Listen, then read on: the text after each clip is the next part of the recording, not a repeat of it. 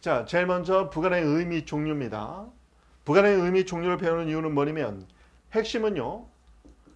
부담이냐, 부관 중에서 부담이냐 아니면 부담이 아닌 기타 부관이냐. 왜요? 판례에 따르면 얘는 독립쟁송 가능성 줄여 쓸게요. 독립쟁송 가능성이 인정되고 판례에 따르면 기타 부관은 독립쟁송 가능성이 인정되지 않죠. 그래서 부담인지 아닌지를 아는 게 중요해요. 먼저 의의부터 봅니다. 부관이란 행정처에서 주된 행정이 수익적 행정행위죠. 부가된 종된 규율이다. 법령에서 직접 정하는 법적 부관하고는 구별돼요. 왜 그러냐면 여기서 말하는 법적 부관은요. 법정 부관은 법으로 정해져 있어요. 부관이. 따라서 이 부관의 내용을 누가 결정해요? 법률에 이미 정해져 있어요. 즉 입법자가 정한 겁니다. 조건 자체를. 그런데 우리가 지금 말하고 있는 부관은 그 내용을 누가 결정해야 되냐면 행정청이 결정해야 돼요. 그래서 법정 부관하고는 차이가 있다고 얘기를 하는 겁니다. 자, 따라서 행정청에서 주된 수익적 행정의 부관 종대행 규율 대부분은 수익적 처분하면서 반대급부로 조건을 거는 거예요. 너한테 이런 수익적 처분 해줄 테니까 너도 이것 정도는 해. 예를 들면 너 여기서 영업하게 해줄 테니까 거기 옆에 있는 그런 지작물, 지상에 장애가 되는 물건을 지작물이라고 부르죠. 지작물을 철거해. 뭐 이런 것들이죠. 그 조건의 내용을 법령이 직접 정하면 안 돼요. 그 법정 부관은 우리가 지금 배우는 가하산 부관 아닙니다. 행정기본법 17조에 입법화되다 상당히 의미가 있네요. 부관의 순기능, 좋은 기능은 이해관계를 조절하는 건데 이해관계 조절은 공익이 되겠죠. 그런데 역기능이 있어요. 남용 가능성. 남용 가능성은 결국 국민의 권익을 침해하는 사익을 침해할 가능성이 있습니다. 즉 수익적 처분을 발령할 수 있는 이런 권한 규정을 가지고 딜을 하는 거예요. 너 우리한테 이거 해주면 우리가 이거 수익적 처분해 줄게. 이런 식이 많았죠. 지금까지. 그래서 이런 남용 가능성 때문에 나중에 보면 너무 과한 조건을 붙이면 안 된다. 너무 과한 조건을 결부시키면 안 된다. 그래서 나중에 보면 그 조건이 부당결부면 안 됩니다. 그래서 부당결부 금지 원칙도 적용되고 너무 과한 조건이자 과하다. 상당성 결여. 비례 원칙도 위반하면 안 돼요. 사례풀이 할 때는 이거 암기해야 됩니다. 부비부비. 부비부비 춤으로 기억하면 되겠네요. 부당결부 금지 원칙과 비례 원칙을 나중에 부관의 위법성 단계에서 판단해야 돼요. 부관의 한계는 어디서 문제가 됐죠? 본안 판단입니다. 자, 부관의 종류입니다. 조건. 보통 사례 문제에서는 조건을 붙였다고 나오지만 그 조건은 사례에서 표현되어 있는 조건은 부관을 의미하지만 부관의 종류 중에서도 조건이 있습니다. 그 다음에 기한, 부담. 자, 조건은 연상 단어 장래 불확실이라고 적어 놓으세요. 장래 불확실. 기한은 장래 확실. 부담은 의무. 의무를 부과하는 게 부담이에요. 철회권 여부는 철회는 후발적 사정이죠.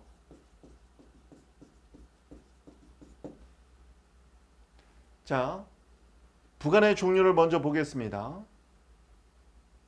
부관의 종류. 조건. 조건은 다시 정지 조건, 해제 조건이 있죠. 그 다음에 기한. 기한에서는 시기와 종기가 있습니다. 뭐 불확정 기한이라는 것도 있긴 한데 민법 개념까지 우리가 알 필요는 없어요. 부담. 그리고 철회권 유보.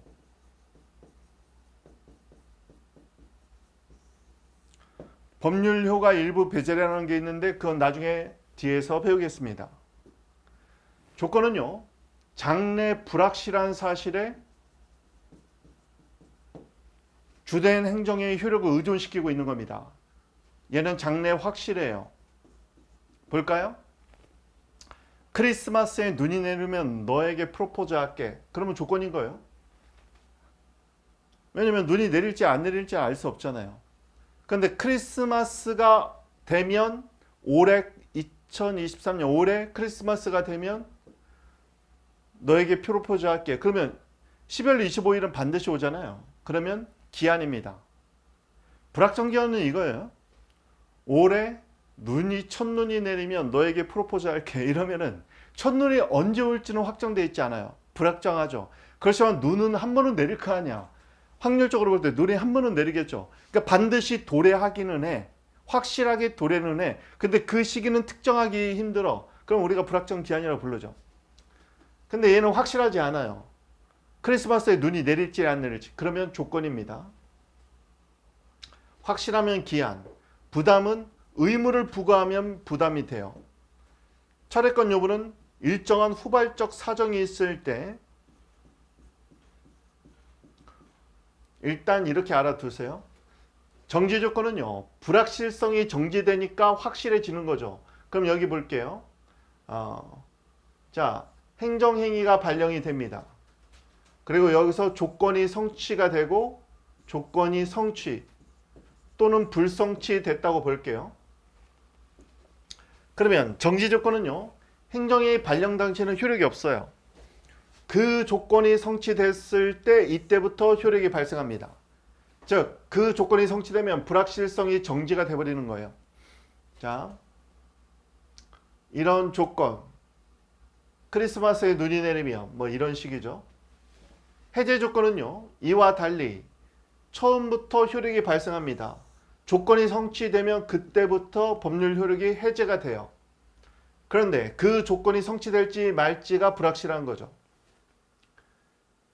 기한은요. 기한은 보통은 우리가 앞에서 갱신허가에서 한번 배웠어요. 허가에 날짜를 붙이는 거죠. 카지노 허가해 줄게 5년 동안. 그러면 기한이 돼요. 5년은 장래 확실한 사실이죠. 시기는요. 그 때가 되면 그때부터 효력이 발생하는 겁니다. 종기는 그때까지 효력이 발생하는 거예요. 따라서 허가를 해주면서 기한을 붙입니다. 그러면 그 기간은 허가의 존속 기간이 돼요. 존속 기간. 확실하니까 2년, 3년 확실하니까 기한이라고 부릅니다. 보통 종기는요. 존속 기간 또는 허가의 유효 기간이 돼요. 허가가 유효한 기간이 됩니다. 자, 따라서 기한, 종기, 허가의 기한이나 종기가 붙었다면 그 허가의 존속 기간 또는 허가가 유효한 기간이 됩니다. 여기서 이 차이는 뭐죠? 얘하고 얘하고의 차이점. 얘하고 얘의 차이점 뭐예요? 조건은 이 조건의 성취가 불확실한 거고 될지 안 될지가, 기한은 확실한 겁니다. 3년 동안 허가해 주겠다. 3년은 반드시 오잖아요. 그러면 기한이 되는 겁니다. 크리스마스에 눈이 내리면 그건 조건이 되는 거죠. 통일이 되면 그럼 뭘까요? 불확정 기한으로 봐야겠죠. 언젠가는 될 거 아니에요? 아니, 영원히 안 될 수도 있어. 그러면 이제 조건이 되는 거고요.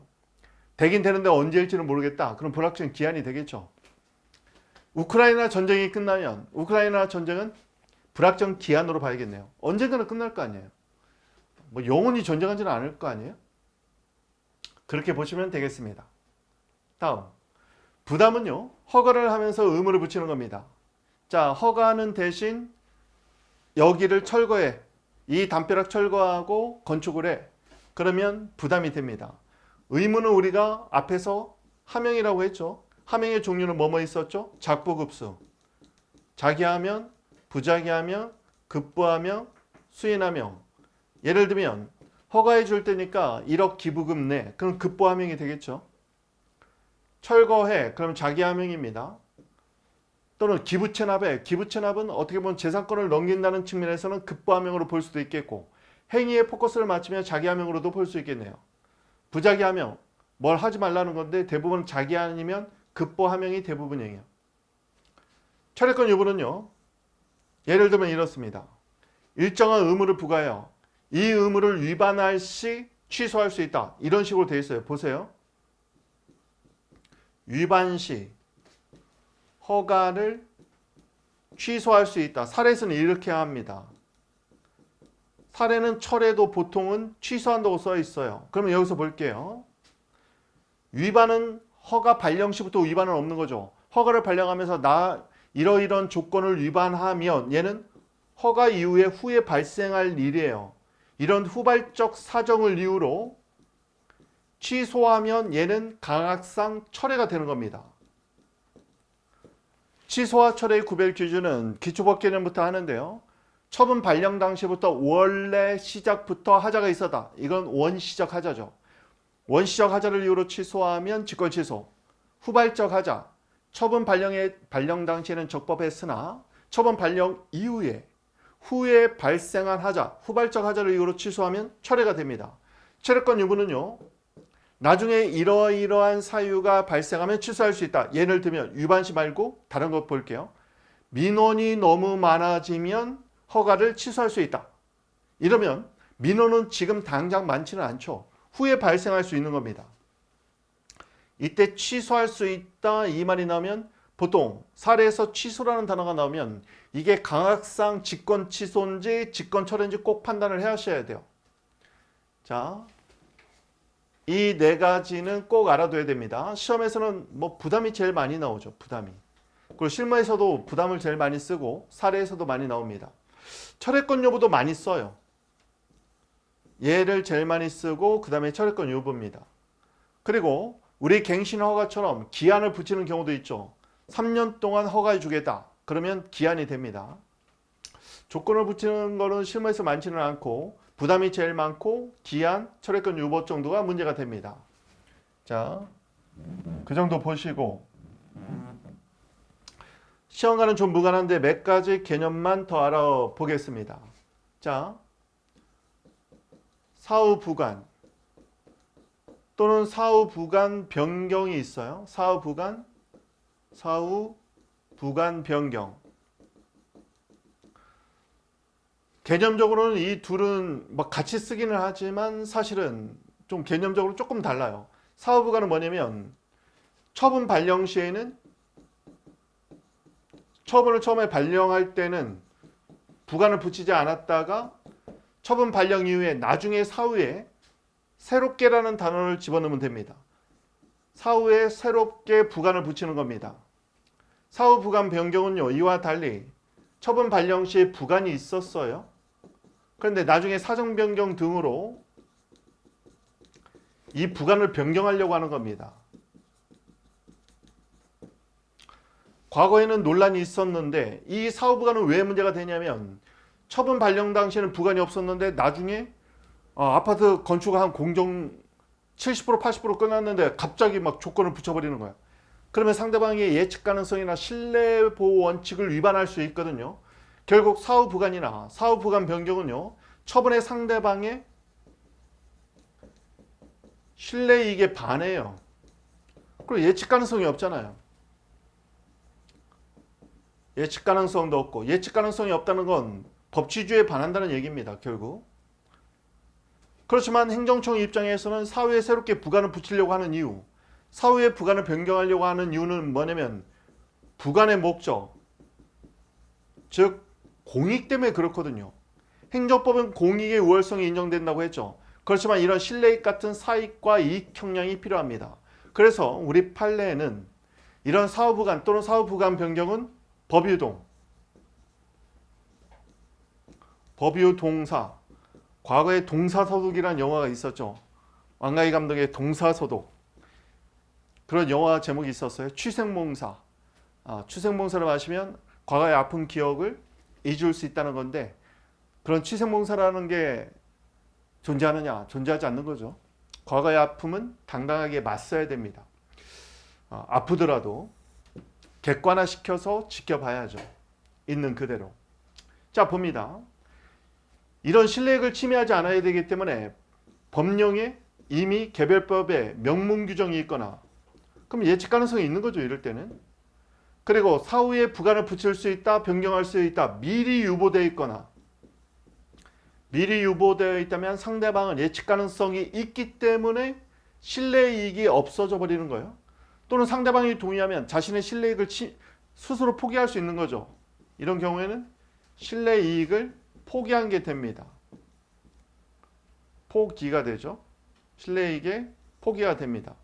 이렇게 법령에 이미 명문 규정이 있거나 미리 유보되어 있거나 상대방이 동의를 한다면 특히 이런 경우에는 예측 가능성이 있죠. 즉 사후에 부관이 붙을 수도 있구나, 변경될 수 있구나. 그러면 기존에 부관이 없던 것을 신뢰했던 거, 또는 부관 변경이면 기존의 부관을 신뢰한 것은 이거는 귀책 사유가 될 수 있어요. 왜냐하면 예측 가능성이 있음에도 내가 몰랐다 이럴 수가 없는 거죠. 즉 이런 경우에는 신뢰 이익이 소멸할 수 있거든요. 사정 변경. 그런데 사정 변경은 논란이 좀 있습니다. 왜냐하면 사정 변경이란 사실관계, 법률관계 변동인데 사정 변경까지 사후부관과 사후부관 변경을 다 인정해버리면 마지막 남은 보루가 무너져 버려요. 법률에 명문 규정이 있거나 미리 유보되어 있거나 상대방의 동의 외에 사정 변경까지 포함시키면 이거는 너무 예측 가능성이 없어져. 그래서 얘와 조금 다른 게 법에는 사정 변경의 경우에는 기존의 부관의 목적 달성을 할 수 없을 때 목적 달성에 필요한 범위 내에서 예외적으로 사후부관 또는 사후부관 변경을 예외적으로 긍정합니다. 여기서 말하는 예는 목적 달성이에요. 목적 달성에 필요한 한도 내에서 예외적으로 긍정한다. 사정 변경일 때. 왜 얘만 이런 단서가 붙었어요? 사정 변경의 경우에 사후부관 또는 변경을 인정해버리면 너무 넓어져. 그래서 이 네 가지가 보통 미리 유보되어 있을 때 이 네 가지를 꼭 기억해 주시고 입법화할 때도 사정 변경은 조금 다르게 입법화가 됐어요. 다음 이게 사후부관 그리고 법률 효과 일부 배제라는 게 있습니다.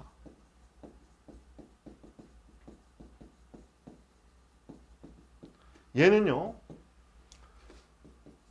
법적 근거가 반드시 필요해요. 그래서 부관인지 여부에 관해서 논란이 있었습니다. 법적 근거 있다는 게 왜 문제가 되느냐면 보통은요 일반적 부관은 주된 수익적 행정행위가 재량행위라면 재량행위의 경우에는 별도의 법적 근거 없이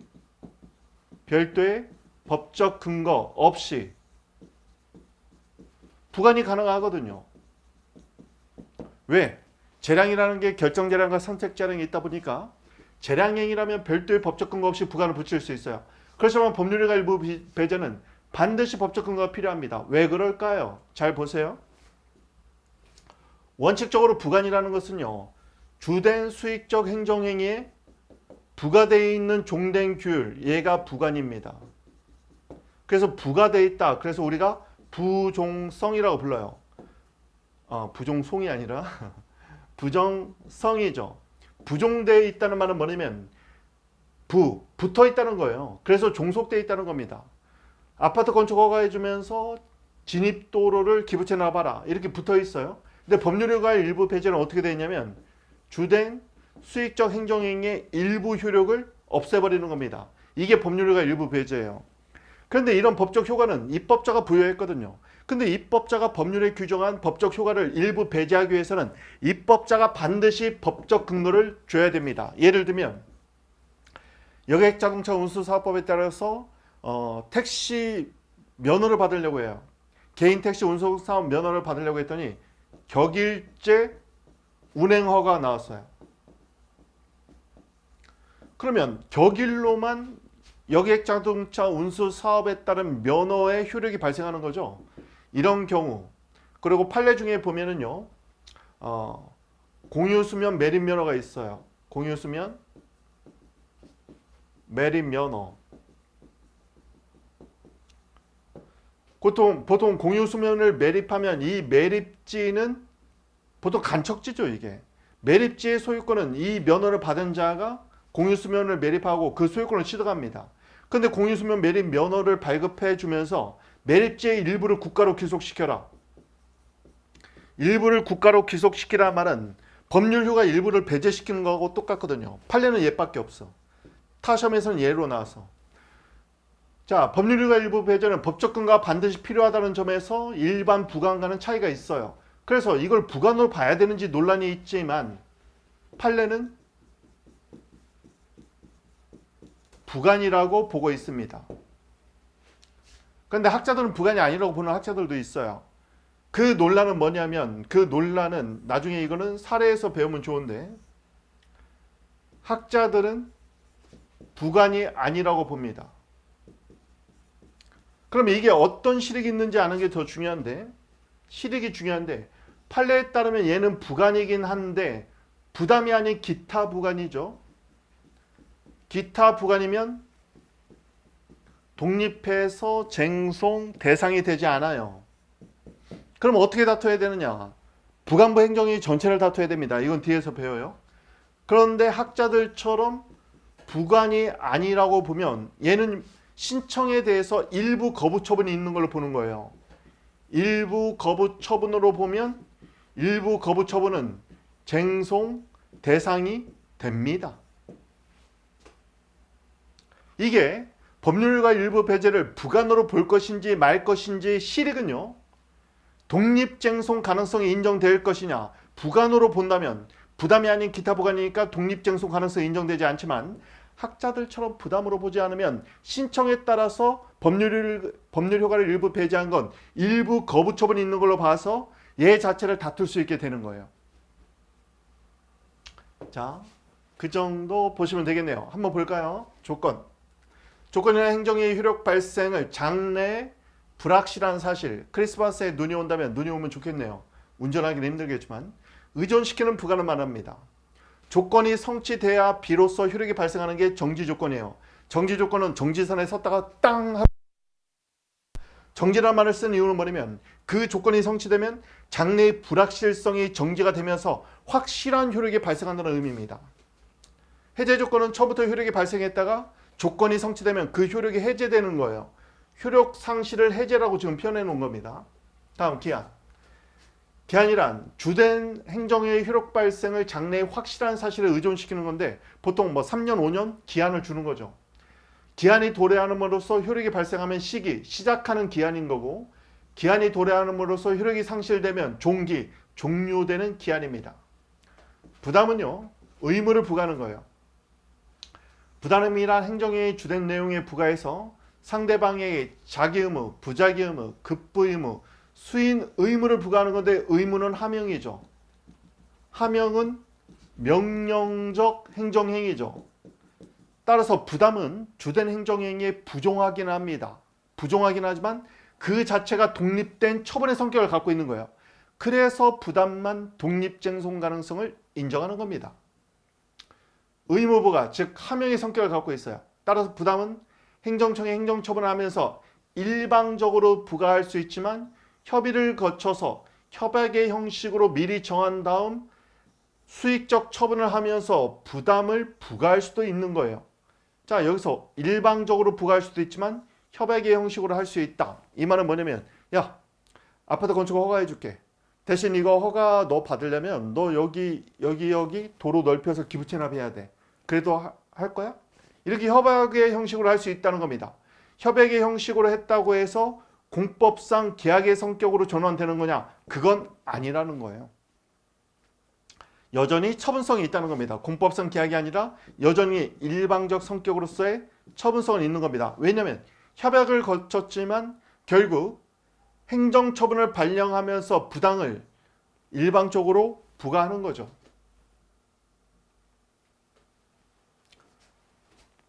자, 철회권 유무는요. 행정행위를 함에 있어서 일정한 경우 이를 철회할 수 있음을 우리는 철회하고 썼지만 실무에서는 그냥 취소라고 많이 써요. 여러분, 음주운전으로 사고를 일으켜서 면허를 취소합니다. 이 경우는 후발적 사정이기 때문에 학문적 개념으로 봤을 때는 직권 철회예요. 그런데 그냥 취소라고 써버리는 거죠. 철회할 수 있음을 정하는 부관을 말합니다. 철회권이 유보된 경우에도 그 사유가 발생했다고 해서 제한 없이 철회가 가능한 건 아닌데 이거는 나중에 뒤에서 배워요. 철회권 파트에서 배우는데 철회권 행사의 제한 법리가 있는데 그게 이익 형량의 원칙이에요. 즉 철회로 달성하려고 하는 공익에 비해서 침해되는 사익이 훨씬 더 크다면 철회권 행사는 제한됩니다. 예를 들면 아파트 건축 즉 공정률 90% 끝났어. 근데 이거 취소하면 어떡할 거예요? 이거 다 철거해야 되는데. 그럴 때는 철회를 못하게 되는 거예요. 다만 유보된 철회 사유의 경우는 행정행위 계속성에 대한 상대방의 신뢰가 인정되지 않는다. 왜냐하면 철회 사유가 유보가 되어 있다면 예측 가능성이 있다는 얘기죠. 강학상 조건과 부담의 구별. 이게 이제 실무에서 구분이 안 될 때가 많아요. 부담은요.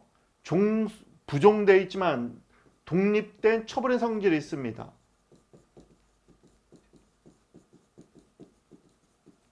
주된 행정행위하고는 독립된 처분의 성질을 갖고 있어요. 자, 정지 조건은 조건이 성취돼야 비로소 효력이 발생하고 부담은요. 처음부터 효력이 발생합니다. 해제 조건은 조건이 성취되면 효력이 당연히 소멸하지만 부담은 그 의무를 불이행하면 철회 사유가 될 뿐입니다. 부담부 행정행위는 부담의 이행을 필요로 함이 없이 처음부터 효력이 즉시 발생해요. 그런 측면에서 정지 조건과 구별되고 부담의 의무를 불이행하면 철회 사유가 된다는 점에서 해제 조건과는 구별됩니다. 무슨 말이냐? 이 부분 좀 어려워요. 자, 조건과 부담을 한번 보겠습니다. 정지 조건, 부담, 해제 조건, 부담, 행정행위 발령, 조건의 성취 내지는 불성취. 볼까요? 자, 정지 조건은 조건이 성취되어야 효력이 발생하죠. 부담부 행정행위는요. 처음부터 효력이 발생합니다. 그럼 뭐가 더 유리해요? 얘는 수익적 처분이죠. 처음부터 효력이 발생하는 부담이 더 유리한 겁니다. 다음. 해제 조건은 처음부터 효력이 발생하죠. 조건이 성취되면 효력이 상실됩니다. 부담도 처음부터 효력이 발생해요. 그런데 만약에 조건인 의무를 불이행했을 때 어떻게 되느냐? 잘 보세요. 조건이나 제한은요. 조건이 성취되면, 해제 조건이 성취되면 행정청에 별도 의사표시 없이 처분은 당연 실효됩니다. 효력이 상실돼 버려요. 근데 수익적 처분의 효력이 당연히 상실되니까 국민한테는 안 좋은 거죠. 그런데 부담은요. 부담의 의무를 불이행하면 철회 사유가 될 뿐입니다. 따라서 행정청의 철회권 행사 없이는 행정청의 철회권 행사가 있어야 그때 비로소 처분은 실효가 됩니다. 더군다나 앞에서도 얘기했지만 철회권 행사는 항상 할 수 있는 건 아니고 이익형량에 의해서 제한을 받죠. 이익형량 원칙에 따라서 제한이 됩니다. 따라서 해제 조건은 성취가 되면 상대방에게 묻고 따지지 않고 그냥 효력이 상실돼 버려요. 그런데 부담의 의무를 불이행하면 행정청은 의무를 이행하라고 독촉부터 시작합니다. 그러니까 수익적 처분이 곧바로 소멸되진 않아요. 뭐가 더 국민에게 유리하다? 얘가 더 국민에게 유리합니다. 자, 부담이 더 유리한 건 뭐냐면 처음부터 효력이 발생한다는 점.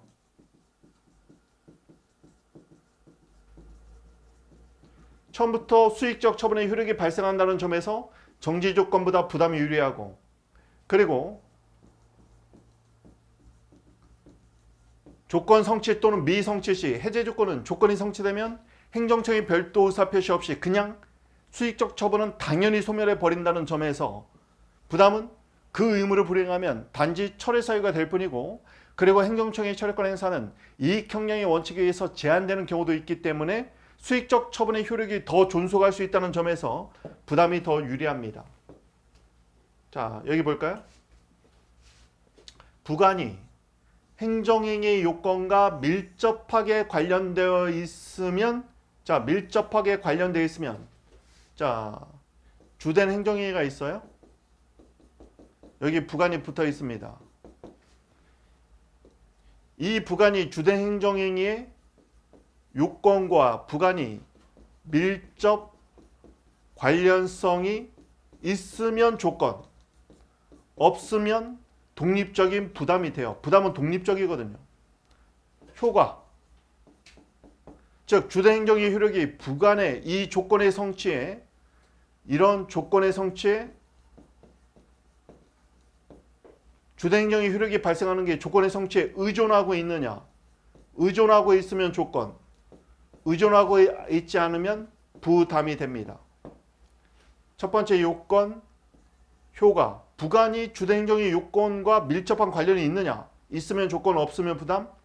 그리고 주된 행정의 효력이 이 부관의 성취에 의존하고 있느냐, 의존하고 있으면 조건, 의존하고 있지 않으면 부담. 세 번째, 그래도 불분명하면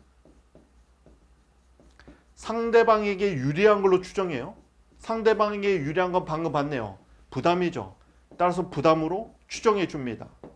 지금은 이렇게 적었지만 실제 사례 문제에도 이 키워드를 가지고 포섭을 해야 됩니다. 예를 들면 주택건설 사업계획 승인, 아파트 건축이죠. 보통 아파트 건축하면 뭐 학교도 짓게 하고 여러 가지 도로도 깔게 하죠. 그게 다 부관이 붙어 있는 거예요. 자, 기부채납 부관은 아파트 건축, 즉 주택건설 사업계획 승인의 요건과 밀접한 관련이 없어요. 그리고 주택건설 사업계획 승인의 효력은 기부채납과 기부채납의 그 효력이 의존하고 있지 않아요. 왜냐면 아파트 다 짓고 나중에 하는 거니까. 불분명하면 상대방이 유리한 부담으로 추정하므로 주택건설 사업계획 승인, 즉 아파트 건축 허가인 주택건설 사업계획 승인에 부과된 기부채납 부과는 부담으로 판단된다.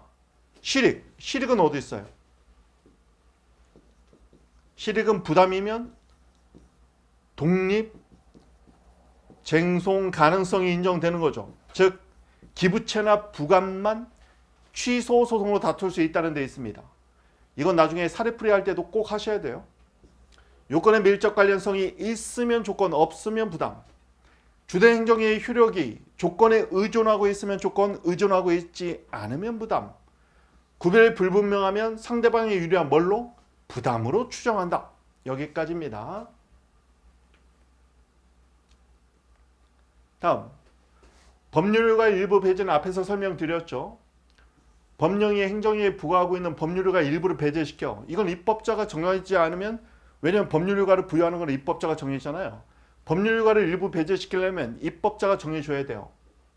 격일제운행, 이게 타시험에 나온 적이 있고, 이런 법률과 일부 배제는 법률의 근거를 요한다는 점에서 일반 부관하고 조금 달라요. 일반 부관은 재량이면 별도의 법적 근거 없이 할 수 있잖아요. 그래서 강화성 부관으로 볼지 견해 대립이 있습니다. 판례는 법률과 일부 배제에 해당되는 일부 공유수면 매립지에 관해서 국가 기속을 하라는 처분을 공유수면 매립법 제14조의 효과의 일부를 배제하는 부관으로 보고 있어요. 판례는 법률과 일부 배제를 판례는 부관으로 보고 있다. 그런데 부담은 아니니까 독가쟁, 독립쟁송 가능성은 인정되지 않는 거죠. 이에 대해서 학설은 얘는 부관처럼 부가적 규율이 아니라 행정행위의 내용 자체를 제한하는 것이기 때문에 이건 부관과 구별돼야 된다. 그러면 일부 허가의 거부 처분으로 볼 수 있다는 거예요. 일부 허가 거부 처분을 본다면 독립쟁송 가능성이 인정될 수 있다는데 논의에 실익이 있는 겁니다.